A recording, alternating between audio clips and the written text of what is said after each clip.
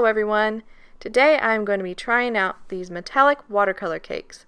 I got these a little while ago at my local Hobby Lobby and I have not had a chance to try them yet, so today we are going to do that. I have been wanting to use metallic watercolor for a little while now.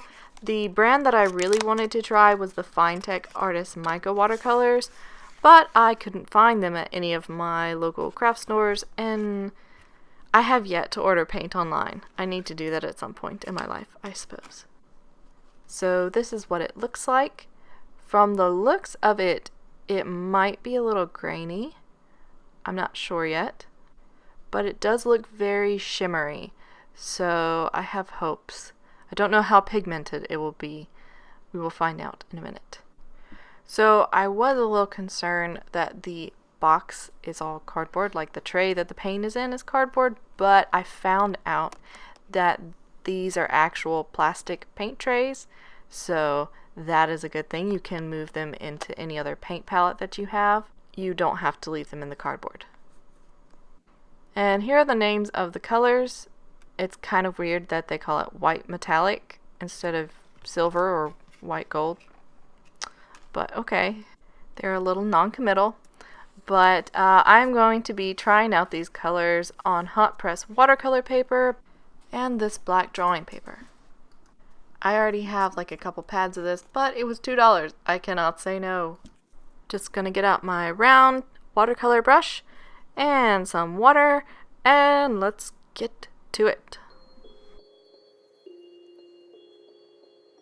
So first impressions, they are not hard to wet to begin with. It's not hard to get the color flowing. They don't have a lot of base pigment, like they're not very opaque. They're relatively transparent, which works very well on the white paper. It doesn't work quite as well on the black paper. As you can see, it's quite grainy because it's got a lot of the mica powder in it and less pigment. The pigment shows up a lot better on the white paper, and of course it shows up very well in the tray because there's a lot of it. I don't know if this will layer well. I'm assuming that you will be able to layer it, but I don't know if it will pick up any of the color when you go back over it. I don't know if it re-wets. We will find that out. But I am happy to see that it shows up pretty well on both papers. And if you're going for a watercolor effect and you don't want it to be very opaque, then this is perfect. And it makes my water all shiny, which I like.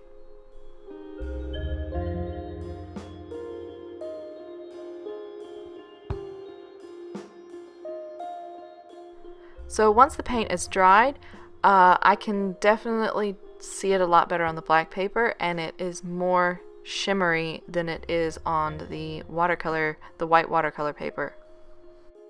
This could be because the hot press watercolor paper is slight bit more glossy than the black drawing paper, but yeah, as you can see right here, the silver and the gold, the first two, I'm going to call them silver and gold, I don't know what they call them on the packaging, they are the most shimmery. They have the most shine to them.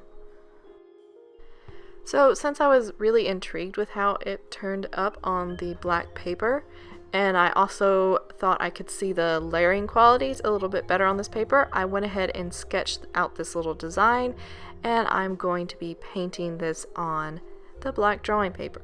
For the main fox, I am going to be using these Turner Design gouache.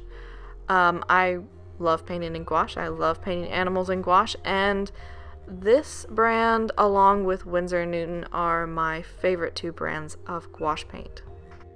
And a mini piece calls for a mini brush. I am using this number 2 round brush for the entire piece. Now I won't be doing a lot of voiceover through the painting part of this piece, but I will give a couple little tips, or at least a little insight as to how I paint in gouache.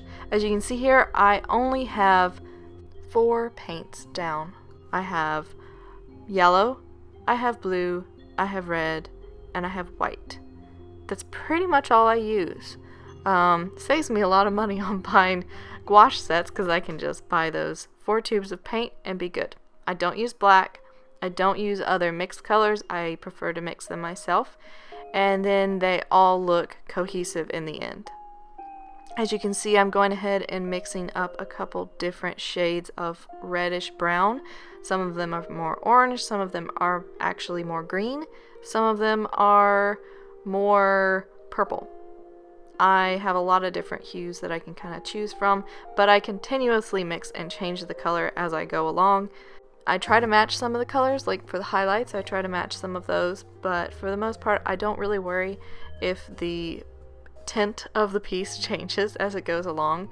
For animals, they all have different kind of hues in their fur, so it really doesn't matter too much. So with that little painting ramble out of the way, I will skedaddle and let you enjoy the rest of this painting, and I'll come back at the end with some more impressions about the metallic paint.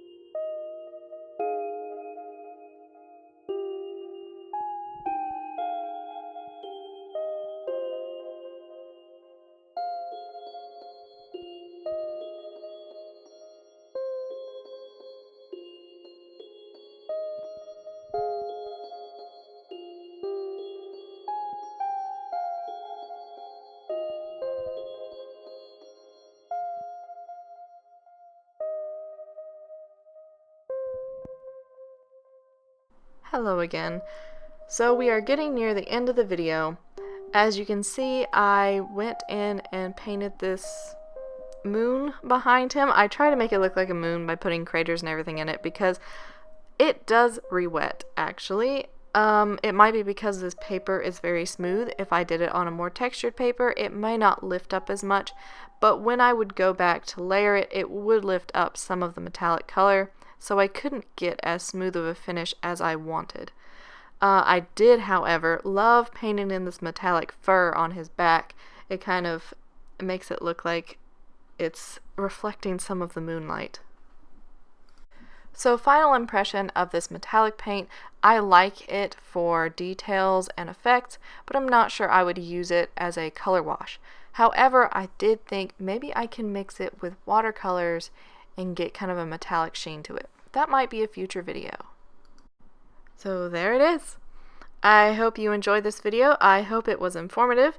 And let me know if you have tried any metallic watercolors and what brand you've tried and what brand you like the best. Stay tuned for next week's video because I'm hoping to have my big projects done by next week so I can show you. Like and subscribe if you'd like to see more. Follow me on my other social media. I post every day or every other day. And as always, have a great day. Bye.